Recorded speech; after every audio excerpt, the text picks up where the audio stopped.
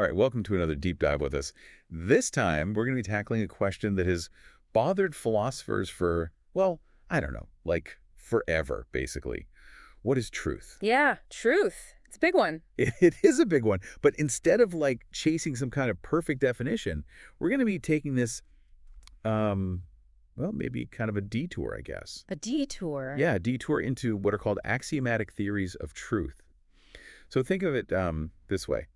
Instead of saying like truth is this thing, we're going to be saying, okay, let's try to figure out what are the like basic rules that truth seems to follow. I like that. Right. We're going to be treating truth as almost like a primitive idea, sort of like, you know, how in geometry you have this idea of a point, and you don't really like define what a point is, but you give axioms about how kinds behave. Yeah, that's a good analogy. And for this intellectual journey, our map is going to be the Stanford Encyclopedia of Philosophy's entry on, you guessed it, axiomatic theories of truth. Classic. Oh, it's a dense one. Yeah. Really insightful, though. Oh, yeah, super insightful. And, for someone with a philosophical mind like yourself, I think this approach is actually really powerful because you can look at this concept of truth through a different lens. Yeah. A lens that helps you kind of grasp it, even though it feels like it's always slipping away. Yeah, exactly. Yeah. Now, the question you might be having is, like, why are we taking this maybe roundabout way of getting at truth? Yeah, why not just define it? Why not just go right at it? Yeah. Right. And it basically comes down to, I think you know what I'm going to say. Paradoxes. Paradoxes, yeah. Yeah. It was like logical black holes. Exactly. The big one, everyone knows. The liar paradox. This statement is false. My head hurts already. Yeah, it's a classic though, right? It really is. But it's like language itself has a self-destruct button when it comes to defining its own truth. Yeah. So the axiomatic method, I mean, this is like our attempt to sort of sidestep those traps, Yeah. those self-referential traps. Exactly. Be very careful. By like very carefully laying down this set of rules, Yeah. right, about how this idea of truth, this basic idea of truth, how it works, how it functions, hopefully without, Blowing everything up. yeah, exactly. Hopefully without running into contradictions. Now, even though this might seem like a very formal exercise, a very kind of like abstract exercise, Yeah, it actually connects to a lot of different philosophical debate. it does, surprisingly, yeah. Things that I know you'll find really interesting. Okay. We're talking about the nature of properties, like what are properties? Yeah. We're talking about Gödel's incompleteness theorems, What? which really, really hit at the limits of formal systems. Huge. Even things like the deflationary view of truth. This idea that truth isn't really this like deep, substantial thing. It's more like a thin concept almost. Oh, right, yeah. That it doesn't have this like extra metaphysical oomph Exactly. to it. Yeah. And it even touches on how we understand meaning. Wow. Yeah. So it's a really rich area. So for all of you listening out there, Mm-hmm. our mission today is to really get into why people do this, Mm-hmm. what are the motivations for axiomatic theories of truth. Yeah. We're going to break down why defining truth in the first place has been such a pain. It's been a problem. It's been a really big problem. Yeah. And we're going to explore all these different kinds of axiomatic systems. Yeah. From the ones that are like super careful about self-reference to the ones that are like, no, let's tackle it head on. Yeah. Let's go right at it. Yeah, and throughout all of this, we're going to be pointing out like, what's the philosophical juice? What's the takeaway here? So to kick things off, let's maybe go back to that initial problem. Yeah. Why has it been so hard to just like define what truth is? Yeah. I mean, you'd think it'd be simple, right? You really would, yeah. But it turns out it's not. And one of the big roadblocks, I think, is this thing called Tarski's undefinability theorem. Oh yeah, Tarski. Yeah, and this is something that any philosopher of language should be familiar with. Should know, yeah. And what's really fascinating about this theorem is that it shows that in a very general sense, you can't define a truth predicate for a language just using the resources that are in that language itself. Right. You can't just like use the language to talk about truth in that language. Exactly.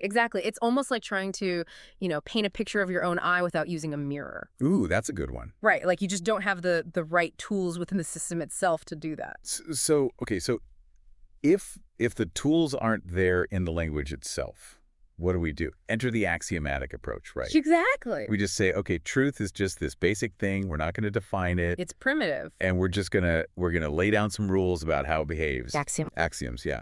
It's like saying, look, we can't really give you a definition of goodness, Yeah. but we can at least tell you how goodness works when we're, thinking about morals. Yeah, I like that. Right. So this is where we get this really important difference between what we're doing, these axiomatic theories, and what are called semantic theories of truth. Yeah.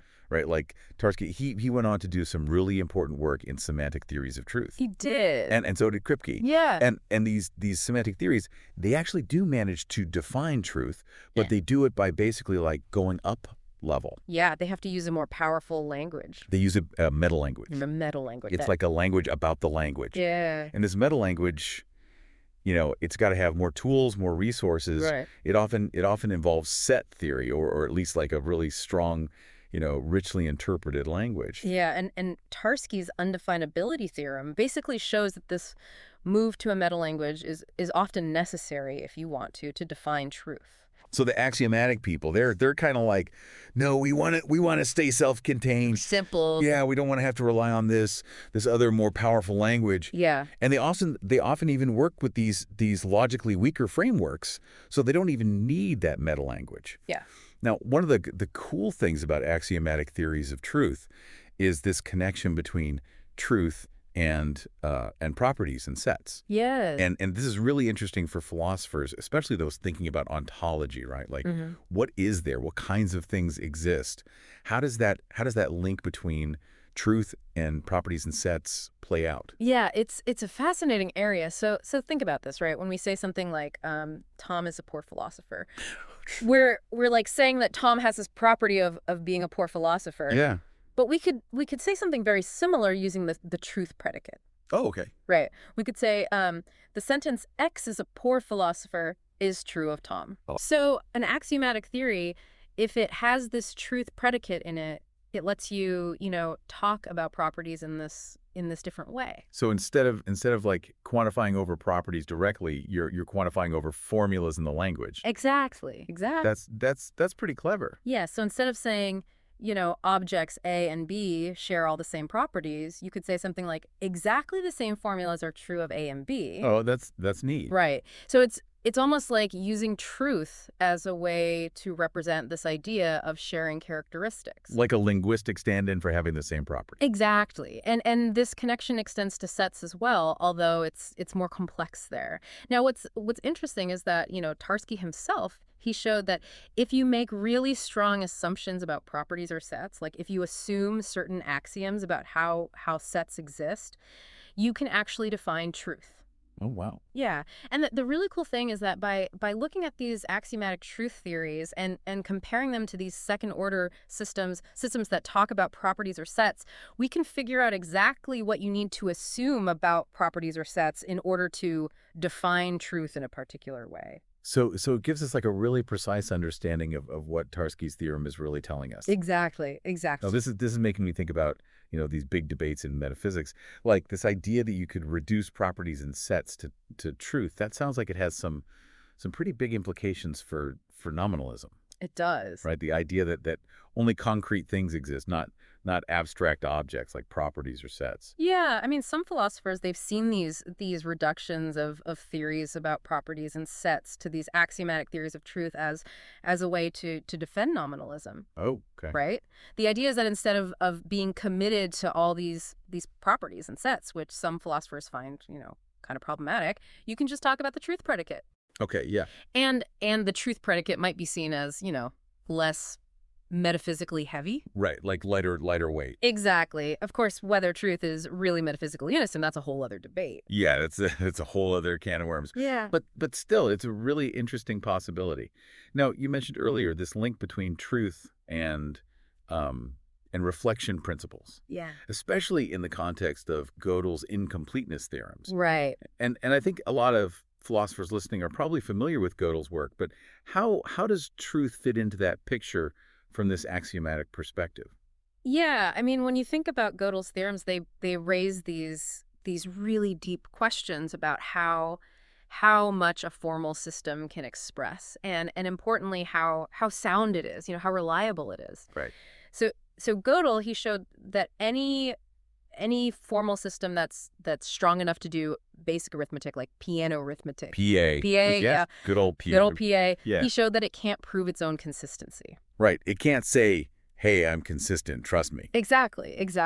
But we can make these systems stronger. Oh, right. We can add axioms that say, hey, everything I prove is true. Right. So it's like the system kind of steps back and says, hey, look, trust me, I'm giving you good stuff. Exactly. Right. And these are called reflection principles. Reflection principles, yeah. And you can keep adding them. Oh, interesting. Right. You add one, you get a stronger system, then you can add another one that reflects on that system, and so on. It's like a ladder of reflection. Exactly. Yeah. Exactly. And you can even go into the transfinite ordinals with this. But the most natural and complete way to express the soundness of a system is to use a truth predicate. Okay, so instead of messing around with all these reflection principles that are just in the language of arithmetic, you bring in this bigger idea of truth. Yeah. Yeah, and this is where it gets really interesting for philosophers, because if you have a nice axiomatic theory of truth, like one we'll talk about called TPA,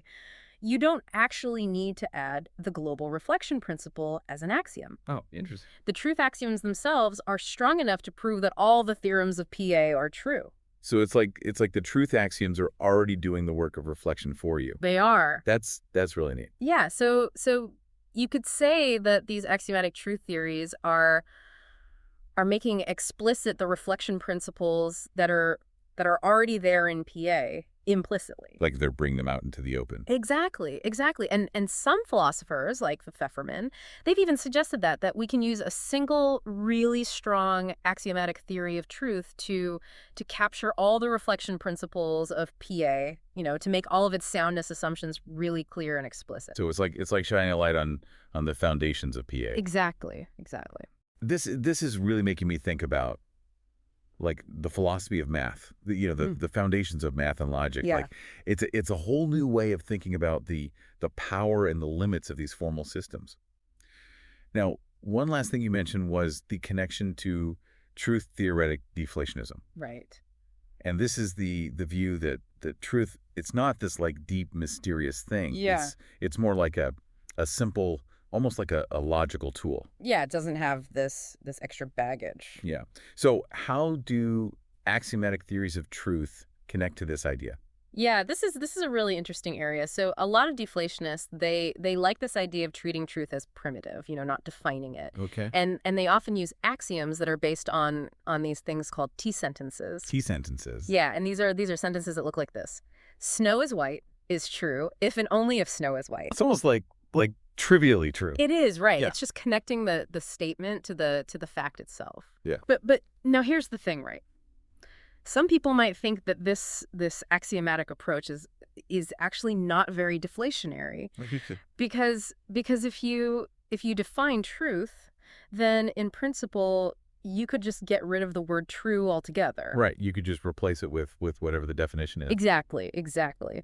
But with axioms, you're kind of stuck with this truth predicate. Right. It's like it's there and it's not going anywhere. It is. So deflationists who like this axiomatic approach, they have to be careful that the axioms they choose don't give truth too much power. Right. They don't want to accidentally make truth more important than they think it is. Exactly.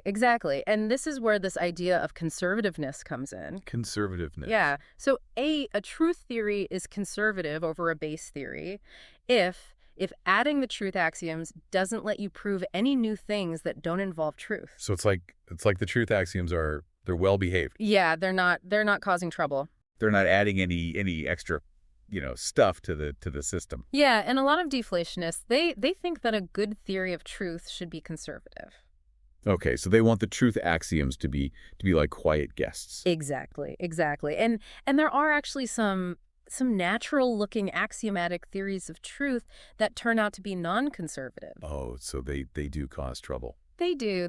And another thing that deflationists are interested in is this idea that truth is basically a way to express infinite conjunctions in a finite way. Oh, okay. Right. So instead of saying, this is true and this is true and this is true and so on forever, you can just say all of these things are true. Right, so it's like a shortcut. Exactly. Okay. And axiomatic theories of truth, they can help us figure out exactly which infinite conjunctions we can express this way. So it's like they're giving us a map of the expressive power of truth. They are. That's pretty cool. Now, we've talked a lot about the motivation behind axiomatic theories of truth. But let's talk about how you actually build one of these things. Yeah. You mentioned this idea of a base theory. So what exactly is a base theory and why is it important? Yeah, so the base theory is basically what describes the objects that you're attributing truth to. So it's like the ground floor of the whole system. Exactly. And philosophers, they disagree about what these objects actually are. Are they propositions? Are they sentences? Are they utterances? Right. Are they things in the world? Are they things in our minds? Yeah. Yeah. But for a lot of axiomatic theories, it doesn't really matter too much what they are, as long as they have enough structure so that you can, do logic with them. So you can put them together in ways that make sense. You can negate them, you can conjoin them. Exactly. And the base theory, it lays out all these basic properties and relations, but it doesn't say anything about truth yet. Okay, so it's like setting up the stage before the play starts. Exactly. Now, a really common base theory is P&O arithmetic, PA. Yeah, and that's because PA is really versatile. You can add all sorts of truth axioms to it, and you get all sorts of interesting systems. Okay. And it turns out that PA is basically equivalent to a lot of theories of syntax, theories of how sentences are put together, and even some theories of propositions, especially when you use this trick called Gödel numbering, where you represent sentences as numbers. Oh, right. Gödel numbering. That's where you assign a number to every symbol and every formula and so on. Exactly. But I should mention that people have also looked at other base theories, like more direct ways of talking about syntax or even set theory itself. Set theory is a base theory. Wow, that's got to be a pretty powerful starting point. It is, but it also comes with some problems. Oh, okay. You mentioned earlier that adding truth axioms to set theory can be tricky. Yeah, especially when it comes to proving consistency. Right. So the consistency of set theory itself is a really big open question in the foundations of mathematics. Like, we don't even know for sure if set theory is consistent. We don't, and we can't prove it within set theory itself. That's a little bit unsettling. It is. It is. So if you then go and add truth axioms to it, it becomes even harder to prove that the whole thing is consistent. Right. It's like you're adding more fuel to the fire. Exactly. But the hope is that by studying what happens when you add truth axioms to PA, which is weaker and we understand it better, Okay, yeah. we can get some clues about what might happen with stronger theories. So it's like a testing ground. Exactly. Although it's important to remember that there can be some subtle differences between truth theories over PA and truth theories over set theory. Right. So it's not a perfect analogy. It's not. Okay. So we've talked about the base theory, the foundation. Yeah. Now let's talk about the different kinds of axiomatic truth theories that are out there. Okay. You mentioned typed theories. Right. What's the basic idea behind those? So typed theories are all about avoiding paradoxes. The pesky paradoxes. The paradoxes, yeah. And they do this by putting restrictions on how you can use the truth predicate. Okay. So the idea is that you have this distinction between the object language, the language you're talking about, and the meta language, the language you're using to talk about the object language. Okay.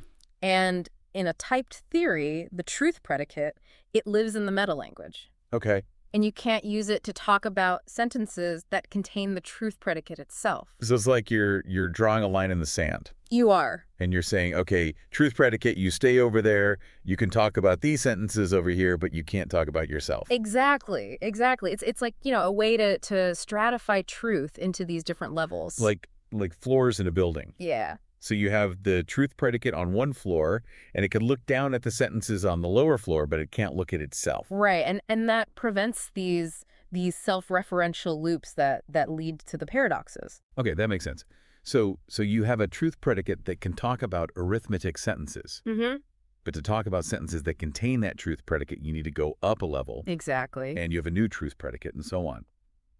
Now, a simpler version of this idea is this notion of a definable truth predicate. Right.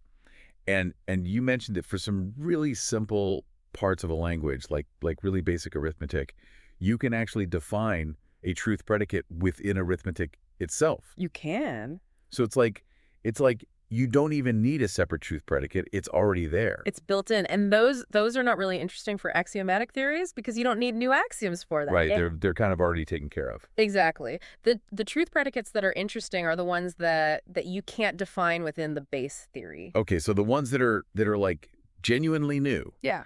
Now, the first kind of typed theory you mentioned were the ones based on T sentences. Right. How do those work? Yeah. So the types T sentences, they all have this familiar form, T of phi, if and only if phi. Okay.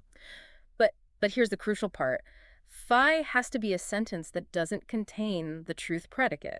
So it's like the regular T sentences, but with this extra restriction. Exactly. And Tarski, he said that any theory that can prove all of these type T sentences, it's materially adequate. Materially adequate. What does that mean? It means it captures this basic intuition that, a sentence is true if and only if what it says is the case. Okay, so it's getting the basic correspondence between language and reality right. Exactly. But he also realized that a theory that just has these typed T sentences, it's actually pretty weak. Oh. It can't even prove things like, for any sentence, either it's true or its negation is true. So it's got the right correspondence, but it Mhm. can't really do much with it. Exactly. Now, these type T sentences have also been interesting for deflationists. Oh. And what's interesting is that even these restricted T sentences, they're not conservative over just basic logic. Okay. But if you add them to PA, they are conservative over PA. So it's like they're well behaved over PA, but not over just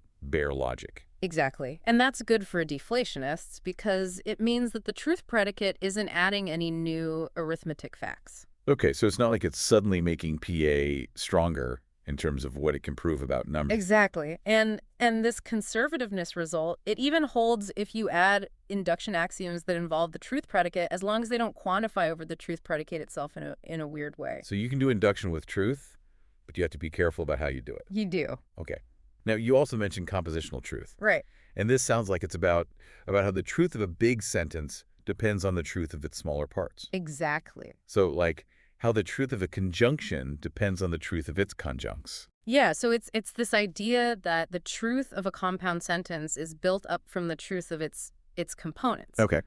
And in a type theory, you have specific axioms that say how this works. So, like, an axiom that says a conjunction is true if and only if both conjuncts are true. Exactly. And you have axioms for negation, disjunction, quantification, all the usual logical connectives. So it's like a recipe for truth. It is. You start with the basic ingredients, Yeah. and you put them together according to these rules, and you get the truth of the whole thing. Exactly. And if you start with PA and you add these compositional axioms, but you restrict induction so that it can't talk about the truth predicate, Oh. then the resulting theory is also conservative over PA.